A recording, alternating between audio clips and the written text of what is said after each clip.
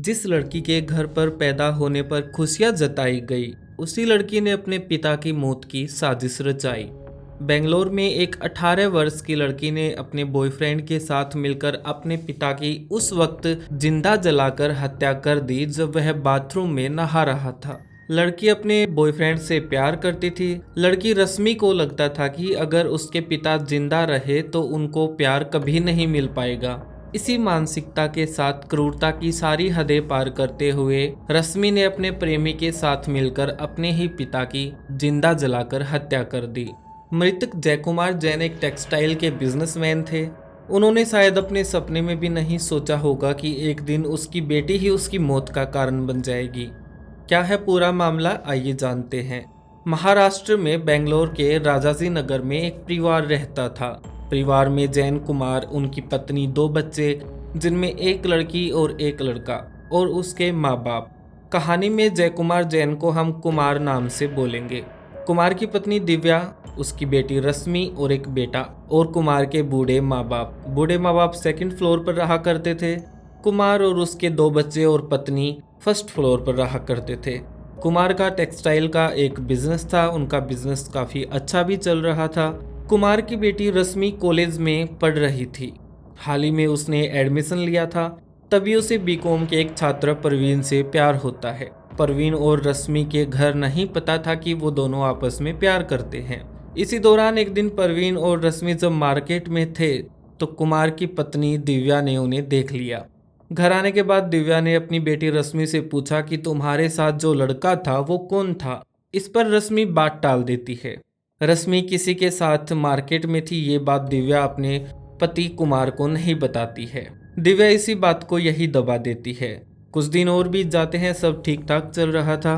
तभी एक दिन कुमार को रश्मि परवीन के साथ कहीं घूमते दिखाई देती है। कुमार वहां तो उसे कुछ नहीं बोलते, पर शाम को जब रश्मि घर आती है तो उसे 4-5 थप्पड़ मारते हैं और रश्मि का फोन भी छीन लेते हैं। अगले दिन कुमार अपनी पत्नी दिव्या को रश्मि के बारे में सब बताते हैं। सब बातें जान लेने के बाद कुमार की पत्नी दिव्या कुमार से फोन लेके रश्मि को वापस फोन लौटा देती है। रश्मि का परवीन से बात करना फिर से शुरू हो जाता है। कुछ महीने बीत जाने के बाद कुमार को रश्मि फिर से एक होटल में दिखाई देती है, वो भी परवीन के साथ। इस बार कुमार फिर से रश्मि पर डांट लगाते हैं, पर रश्मि के सर पर प्यार का भूत चढ़ा हुआ था। वह परवीन को छोड़ने को तैयार नहीं थी। रश्मि के पिता हर कोशिश कर चुके थे, उसके बावजूद भी रश्मि ने परिवार की एक भी बात नहीं मानी। रश्मि परवीन से शादी करना चाहती थी। इसी दौरान कुमार के घर एक शादी का इनविटेशन आता है। घर में शादी को लेकर बातचीत होती है। कुमार बताते हैं कि उनके पास शादी के लिए अभी समय निकालना बहुत मुश्किल है। कुमार अपनी पत्नी दिव्या को कहते हैं कि तुम बच्चों के साथ शादी में चली जाओ। कुमार की पत्नी तैयार हो जाती है।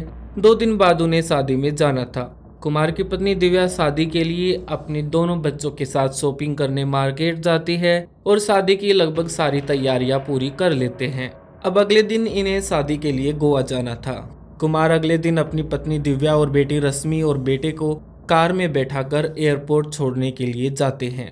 एयरपोर्ट पहुंचने के बाद कुमार की पत्नी गाड़ी से उतर जाती है और उसका लड़का भी उतर जाता है, पर रश्मि नीचे उतरने को तैयार नहीं होती। रश्मि ने प्लान बदल दिया था। रश्मि अपनी माँ दिव्या को कहती है कि तुम लोग जाओ शादी में, मुझे नहीं जाना।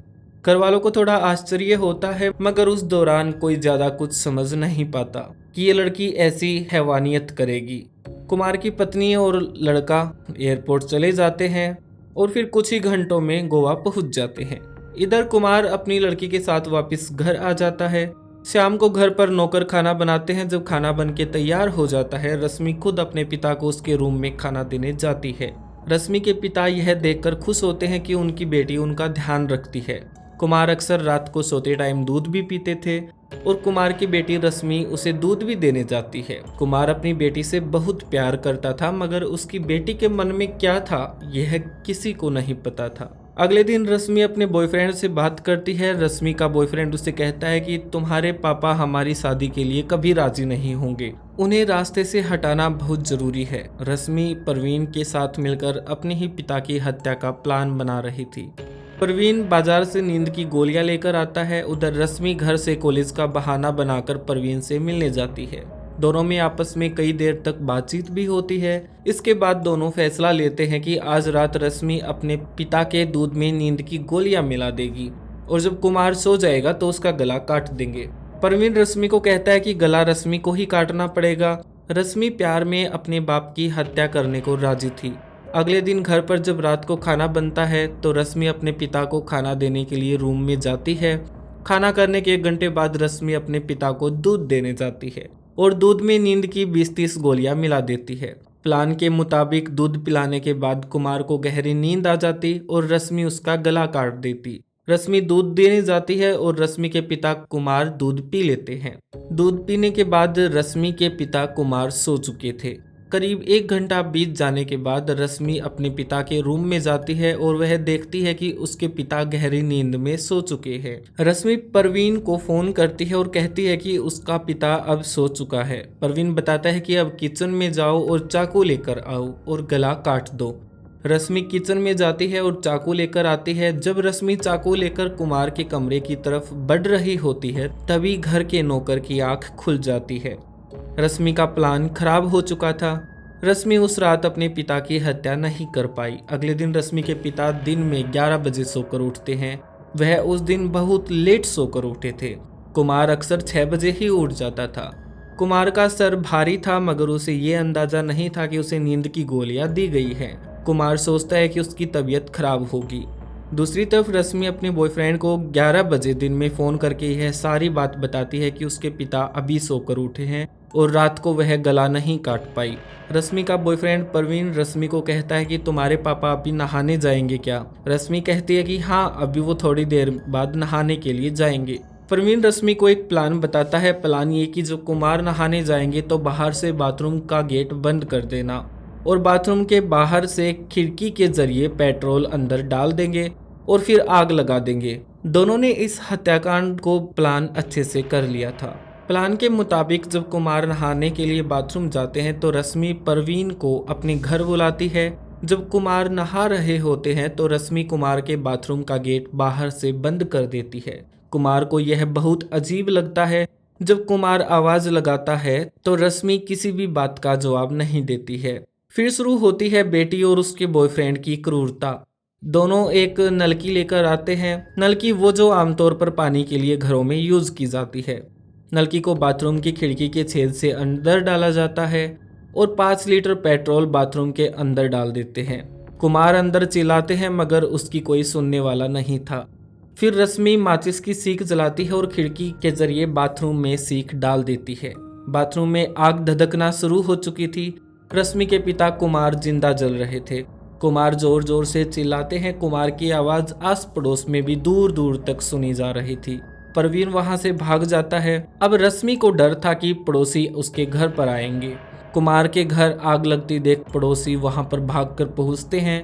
पड़ोसियों को देखकर रश्मि भी जोर जोर से चिल्लाना शुरू कर देती है। रश्मि बाहर से गेट खोल देती है बाथरूम का, मगर जब तक घर पर पड़ोसी आते हैं तब तक बहुत देर हो चुकी थी। परवीन अंदर जल के मर चुका था।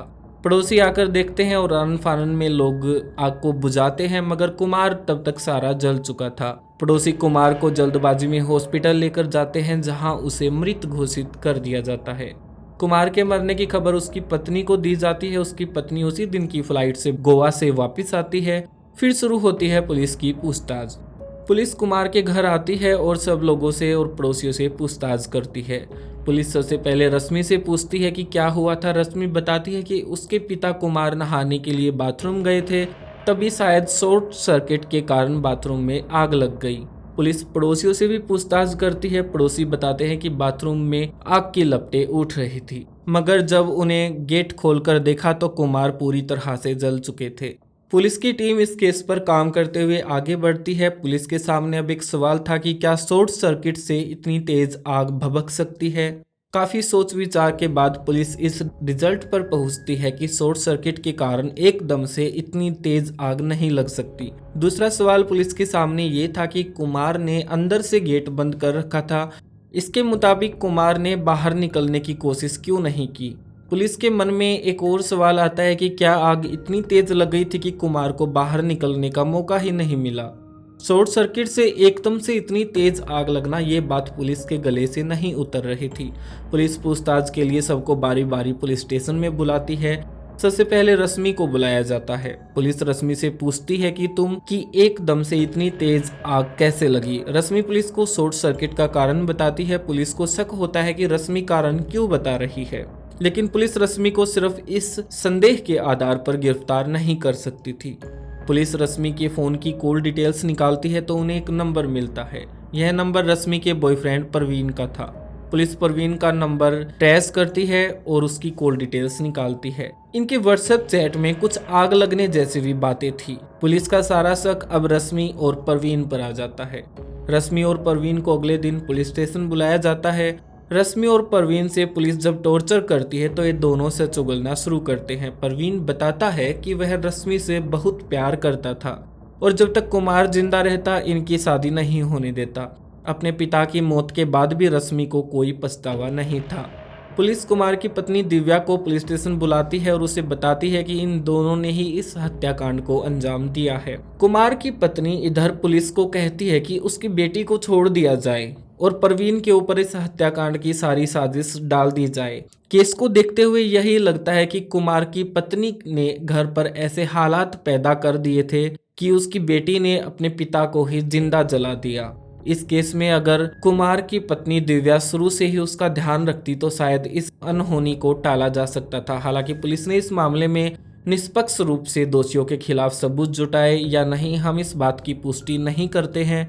पुलिस ने अपनी चार्जशीट को कोर्ट में पेश किया, जिसके बाद दोनों आरोपियों को जेल भेज दिया गया, मगर रश्मि की करीब 1 साल बाद जेल से जमानत हो गई। परवीन फिलहाल बेंगलोर की जेल में बंद है।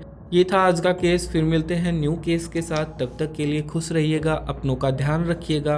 बाय।